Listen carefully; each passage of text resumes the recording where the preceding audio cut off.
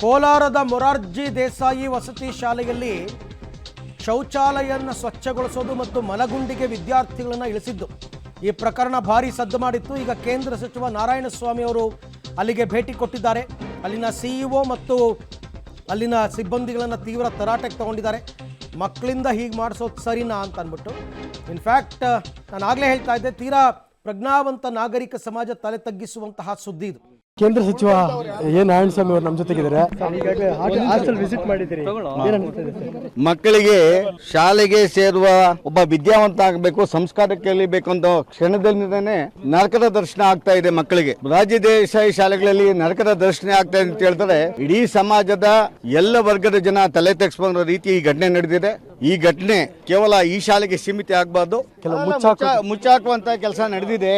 ಖಂಡಿತವಾಗ್ಲೂ ಇದು ಈ ರಾಜ್ಯದ ಮುಖ್ಯಮಂತ್ರಿಗಳು, ಸಮಾಜ ಕಲ್ಯಾಣ ಮಂತ್ರಿಗಳು ಗಂಭೀರವಾಗಿ ಪರಿಗಣಿಸಬೇಕಂತ ಹೇಳಿ ಒತ್ತಾಯವನ್ನ ಈ ಮುಖಾಂತರ ತಮ್ಮ ಮುಖಾಂತರ ಮಾಡೋದಕ್ಕೆ ಇಚ್ಛೆ ಪಡ್ತೇನೆ. ಇದನ್ನು ಮುಚ್ಚಾಕೋ ಪ್ರಯತ್ನಗಳು ಕೂಡ ನಡೀತಾ ಇದೆ ಅಲ್ಲ, ನಡೆದಿದೆ ಅಂತಂದ್ರೆ ಪೊಲೀಸ್ ಇಲಾಖೆ ಇದೆ, ವೈಫಲ್ಯನೂ ನಡೆದಿದೆ. ಪೊಲೀಸ್ ಅಧಿಕಾರಿಗಳು ಈ FIR ಆದ ತಕ್ಷಣನೇ ಮೊಬೈಲ್ಗಳು ಸೀಜ್ ಮಾಡಬೇಕಾಗಿತ್ತು. ಮೊಬೈಲ್ಗಳು ಇನ್ನೂ ಸೀಜ್ ಮಾಡಿಲ್ಲ ಅನ್ಕೊಂತೀನಿ. ಯಾರ್ಯಾರು ವಿಡಿಯೋ ಮಾಡಿದ್ದು, ಯಾರು ಕಳಿಸ್ಕೊಟ್ಟಿದ್ದು, ಎಲ್ಲೆಲ್ಲಿ ಕಳೆದ ಮೊಬೈಲ್ಗಳನ್ನು ಇದುವರೆಗೂ ಪೊಲೀಸ್ ಇಲಾಖೆ ಸೀಜ್ ಮಾಡಲಿಲ್ಲ. ಯಾವಾಗ ವಿಡಿಯೋ ಆಯಿತು, ಯಾವಾಗ ಅದನ್ನ ಸೋಷಿಯಲ್ ಮೀಡಿಯಾ ಬಿಟ್ಟರು, ಮತ್ತು ಆ ಮಕ್ಕಳ ಬಗ್ಗೆ ಯಾವುದೇ ಒಂದು ಪೊಲೀಸ್ ಕ್ರಮನೂ ಇವತ್ತು ನಡೀಲಿಲ್ಲ.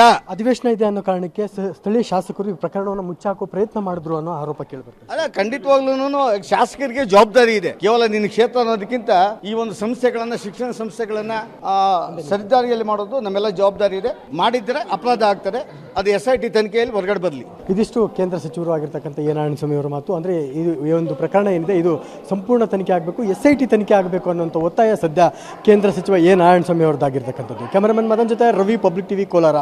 ಮೊರಾರ್ಜಿ ದೇಸಾಯಿ ವಸತಿ ಶಾಲೆ ಮತ್ತು ಕಚೇರಿಗೆ ಈಗಾಗಲೇ ಅವರು ಭೇಟಿ ಕೊಟ್ಟಿದ್ದಾರೆ ನಾರಾಯಣಸ್ವಾಮಿ ಅವರು. ಸ್ಥಳೀಯ ಶಾಸಕರು ಅಧಿವೇಶನ ಇದ್ದ ಕಾರಣಕ್ಕೋಸ್ಕರ ಇದನ್ನು ಮುಚ್ಚಾಕುವ ಪ್ರಯತ್ನವನ್ನು ಮಾಡಿದ್ದಾರೆ ಅಂತಕ್ಕಂಥ ಆರೋಪ ಕೇಳಿಬಂದಿದೆ. ಇದಕ್ಕೆ ಮಾಲೂರಿನ ಶಾಸಕರು ಉತ್ತರವನ್ನು ಕೊಡಬೇಕಾಗುತ್ತೆ. SIT ತನಿಖೆ ಆಗಬೇಕು ಅಂತಕ್ಕಂಥ ಆಗ್ರಹವನ್ನು ನಾರಾಯಣಸ್ವಾಮಿ ಅವರು ಮಾಡಿರ್ತಕ್ಕಂಥದ್ದು.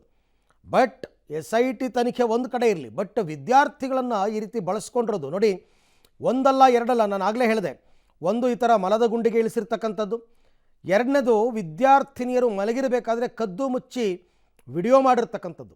ಮತ್ತು ವಿದ್ಯಾರ್ಥಿನಿಯರೇ ಆರೋಪ ಮಾಡೋ ಪ್ರಕಾರ ವಿದ್ಯಾರ್ಥಿನಿಯರೇನೋ ಪಾಪ ಬಟ್ಟೆ ಬದಲಿಸುವಾಗ ಫೋಟೋ ತೆಕ್ಕೊಂಡು ಅದನ್ನು ಬೇರೆಯವರು ಕಳಿಸ್ತಾರಂತೆ. ಅದಕ್ಕೆ ನಾರಾಯಣಸ್ವಾಮಿ ಹೇಳಿದ್ದು, ಯಾರ ಮೊಬೈಲ್ನ ಸೀಸ್ ಮಾಡಿದ್ದೀರಾ?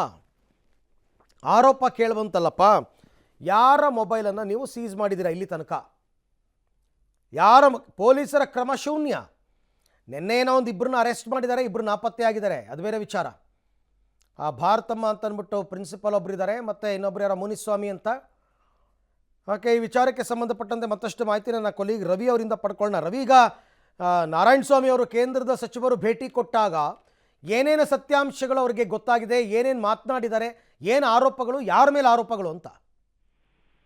ಖಂಡಿತ ಅರವಿಂದ್, ಈಗಾಗಲೇ ಕೇಂದ್ರ ಸಚಿವರು ಎ ನಾರಾಯಣಸ್ವಾಮಿ ಅವರು ಇಲ್ಲಿ ಸ್ಥಳಕ್ಕೆ ಭೇಟಿ ಕೊಟ್ಟಿರ್ತಕ್ಕಂಥದ್ದು.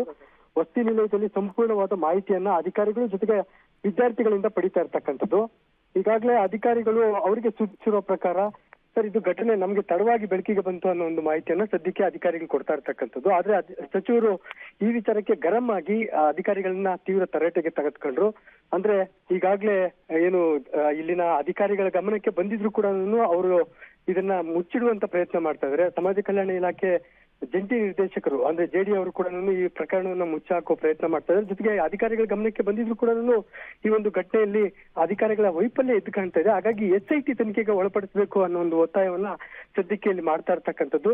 ಅಂದ್ರೆ ಈಗಾಗಲೇ ಏನು ಸ್ಥಳಕ್ಕೆ ಅಂದ್ರೆ ಮಲಗುಂಡಿ ಪರಿಶೀಲನೆ ಮಾಡುದು, ಜೊತೆಗೆ ಹಾಸ್ಟೆಲ್ ವಿದ್ಯಾರ್ಥಿಗಳನ್ನ, ಜೊತೆಗೆ ಮಕ್ಕಳನ್ನ ಮಾತಾಡಿಸುವಂತದ್ದು, ಜೊತೆಗೆ ಸ್ಥಳೀಯ ಅಧಿಕಾರಿಗಳು, ಜನಪ್ರತಿನಿಧಿಗಳನ್ನ ಭೇಟಿ ಮಾಡಿದಂತ ಸಚಿವರು ಸಂಪೂರ್ಣವಾದ ಮಾಹಿತಿಯನ್ನ ಕಲೆ ಹಾಕಿದ್ರು. ಏನೆಲ್ಲ ವಿಚಾರಗಳು ಕಳೆದ 15 ದಿನಗಳಿಂದ ವಸತಿ ಶಾಲೆಯಲ್ಲಿ ನಡೆದಿದೆ ಅನ್ನೋ ಒಂದು ಸಂಪೂರ್ಣ ಮಾಹಿತಿಯನ್ನ ಸದ್ಯ ಏನು ಸಚಿವರು ಕಲೆ ಹಾಕಿರ್ತಕ್ಕಂಥದ್ದು. ಅದರಂತೆ ಇಲ್ಲಿ ಮೇಲ್ನೋಟಕ್ಕೆ ಏನು ಪೋಷಕರು ಜೊತೆಗೆ ಏನು ಇಲ್ಲಿನ ಪ್ರಾಂಶುಪಾಲರು ಜೊತೆಗೆ ಶಿಕ್ಷಕರ ತಪ್ಪು ಕಂಡು ಬಂದಿದೆ. ಹಾಗಾಗಿ ಇದನ್ನ ಕ್ಷಮಿಸಲಾರದ ತಪ್ಪು. ಹಾಗಾಗಿ ಇದನ್ನ SIT ತನಿಖೆಗೆ ಒಳಪಡಿಸಬೇಕು ಅನ್ನೋಂಥದ್ದು ಸದ್ಯ ಸಚಿವರ ಒತ್ತಾಯ ಆಗಿರ್ತಕ್ಕಂಥದ್ದು. ರವಿ, ಥ್ಯಾಂಕ್ ಯು ತಮ್ಮೆಲ್ಲ ಮಾಹಿತಿಗಾಗಿ.